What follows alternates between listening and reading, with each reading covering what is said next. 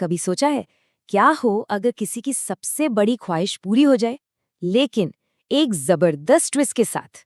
तो चलिए आज सुनते हैं मीठा नगर की मीठी बारिश की ये बड़ी ही मजेदार कहानी। तो हर अच्छी कहानी की तरह इसकी शुरुआत भी होती है एक छोटे से प्यारे से गांव से। नाम था उसका मीठा नगर।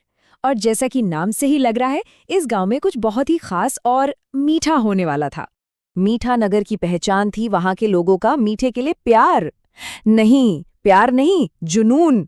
बच्चे हों या बड़े, सबकी दुनिया बस मीठी चीजों के ही आसपास घूमती थी। ये सिर्फ उनकी पसंद नहीं थी, ये उनकी सबसे बड़ी ख्वाहिश थी। सोचकर देखिए, वहां के बच्चे स्कूल जाते हुए भी क्या सोचते थे? यही कि काश आज मैथ्स के इन मुश्किल सवालों की जगह ढेर सारी चॉकलेट्स मिल जाएं।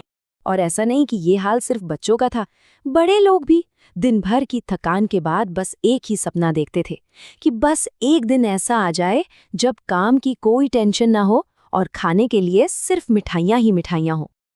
अब भाई, जब कोई चीज इतनी शिद्दत से मांगे जाए तो कहानियों में तो जादू होता ही है ना? तो चलिए देखते हैं कि कैसे मीठा नगर की ये सबसे बड़ी ख्वाहिश एक जादुई अंदाज में पूरी हुई। तो हुआ यूं, एक दिन सब कुछ एकदम नॉर्मल चल रहा था और फिर अचानक कुछ ऐसा हुआ जिसके बारे में किसी ने सोचा तक नहीं था। आसमान में ना घने काले बादल छा गए, पर ये कोई आम बादल नहीं लग रहे थे। एकदम अजीब सी शांति थी, एक रहस्यमयी माहौल बन गया था। गांव वाले भी हैरान कि भाई आखिर हो क्या रहा है। सबको तो यही लगा कि भाई अब जोर की बारिश होने वाली है, पर जो हुआ वो तो किसी ने सपने में भी नहीं सोचा था। बारिश की बूंदों की जगह आसमान से क्या गिरा होगा, कोई अंदाजा?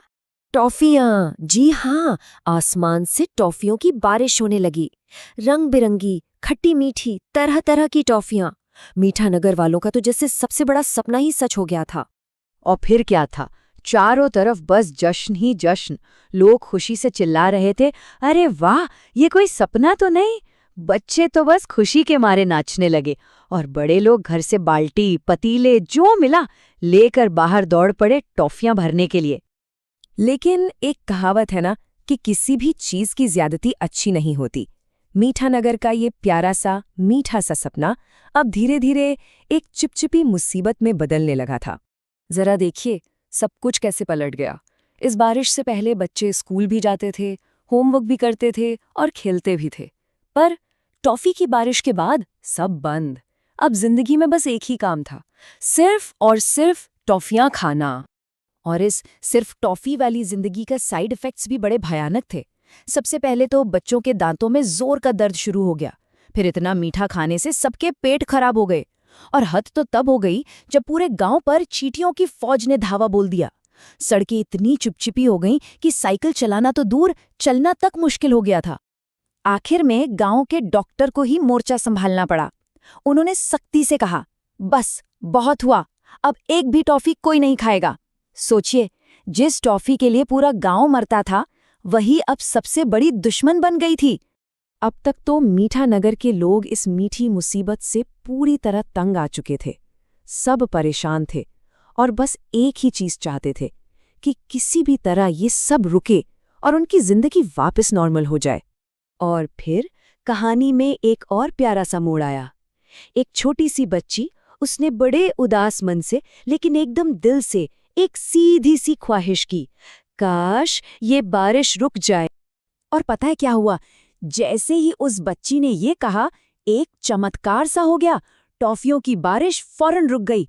थोड़ी ही देर में आसमान साफ हो गया, सूरज निकल आया और एक बहुत ही सुंदर इंद्रधनुष दिखने लगा। तो बारिश तो रुक गई थी, पर वो अपने पीछे दो चीजें छोड़ गई थीं, ढेर सारी चिपचिपी टॉफियां और एक बहुत बड़ा सबक। अब वक्त था सफाई करने का और इस सबक को सीखने का। तो मीठा नगर के सभी लोगों ने मिलकर काम किया और देखते ही देखते पूरे गांव को फिर से चमका दिया। और बची हुई टॉफियों का क्या किया? उन्हें फेंका नहीं, बल्कि आसपास के गांव के गरीब बच्चों में बांट दिया। मतलब अपनी गलती को भी एक अच्छे काम में बदल दिया।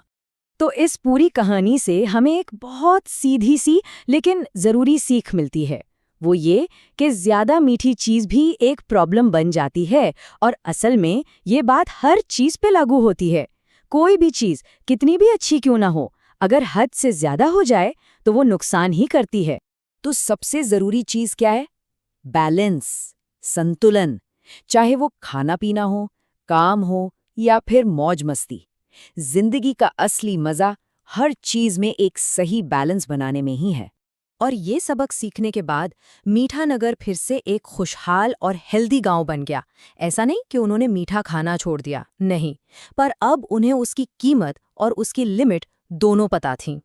ये कहानी हमें सोचने पर मजबूर करती है ना?